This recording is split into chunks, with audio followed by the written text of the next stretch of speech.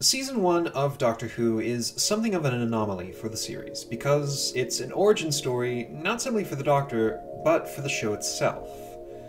A lot of the stories this season involve experimentation and throwing new ideas at the wall to see what sticks, and the show and its titular protagonist barely resemble how they started out by the time the season ends. Despite this drive to experiment though, it would be unfair to say that the makeup of this season is entirely random. Certain patterns definitely do emerge, and will be expanded upon further in future seasons. However, other patterns will be shuffled off to the side next season, even though there's nothing inherently wrong with them per se.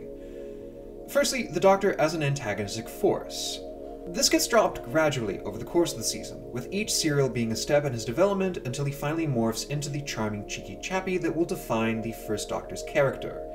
Yet, in future seasons, the show will go back to this well of the Doctor having an inner darkness to his character and a tendency to keep secrets.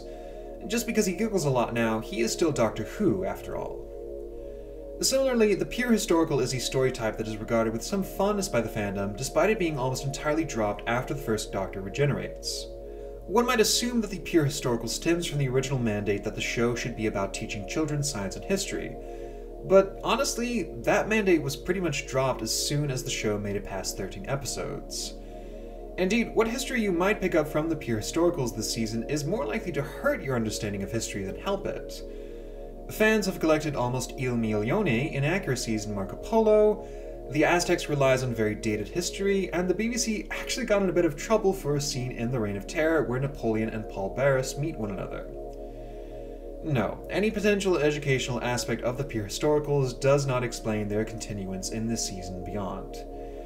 I think a better explanation is how, because the pure historical involves societies that are still primitive enough to not understand or believe in the TARDIS, that the driving force behind them is how none of the TARDIS crew can explain their ship without being disbelieved or decried as mad, and how this adds drama to the other major plot pattern of this season. That, or the fact that, with budget constraints on the show, it was cheaper to reuse sets and costumes from period pieces. One or the other. I hear every now and then someone who wishes they'd bring back the pure historical. In fact, I myself have sometimes been that person. I haven't really heard anyone wishing they'd bring back the Get Back to the TARDIS plotline, though. Indeed, I don't think that type of story even has its own specific title in the fandom like the Base Under Siege or the Hinchcliffe Horror does.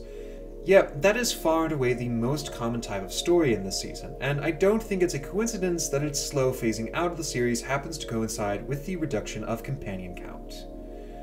Yes, one of the more unusual features of Season 1 of Doctor Who is that it has the Doctor traveling with 3 companions, as opposed to the more standard 2 or 1.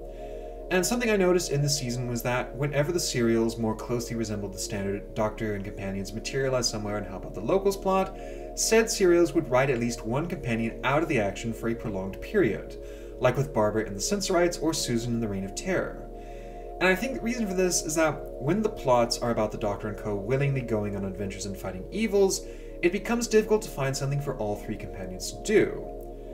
If, however, the plots are about everyone trying to get back to the TARDIS, then having 4 whole eggs that need to be corralled into one basket provides fertile ground for conflict. They can't leave unless they're all together, but if there are 4 of them, that makes it so much easier to get separated or for one of them to get captured. Of course, this theory's ultimate test will have to wait until the next season. I remember from my experiences with Season 4 and 19 that this theory largely held true, but Season 2 is still largely uncharted territory for me. So, who knows? Maybe in that season, they'll make 3 companions work with standard heroic plots. But for now, I want to do a little roundup for this season. The best story, the worst story, the most story, and the least story. The best story is my personal favorite story of this season. The worst story is my least favorite story of the season. The most story is the story I consider most representative of the season and the one I would recommend to people to get the best idea of what the season it comes from is all about. And the least story is the oddest duck in the season, the most experimental and least representative of all the stories this season. So, best story! I've got to go with the Daleks. I know I was harping on it for its last 2 episodes, but honestly, if that's the worst thing I can say about it, that they spend too long in that fucking cave, I think that's pretty good. Every member of the TARDIS crew gets to utilize their unique personalities and expertise throughout the story, and they all get something useful and entertaining to do. It's great, and of course it introduces us to those iconic dastardly pepperpots, so I've got to go with it. Worst story, The Keys of Marinus, hands down. It is the only story this season that I would say is actually bad, and anything good in it is done better in other stories. For completionists only. Most story, The Aztecs. It's a pure historical, a get back to the TARDIS plot, and even the dated features like Barbara's understanding of history and the unfortunate use of brownface are a good demonstration of what British TV was like at the time.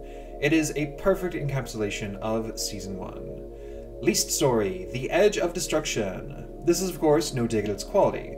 The story of Edge is pretty dang good, and this experiment would have a massive impact on the show as a whole, with it influencing the TARDIS's characterization in all future stories.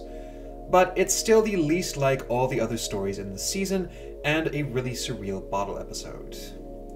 So that's Season 1 out of the way, and like the show itself, I'm going to be taking a break for a bit.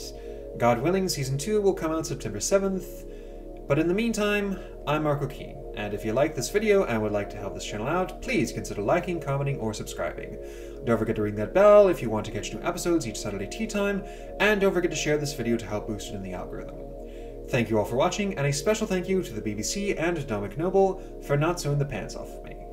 Bye bye.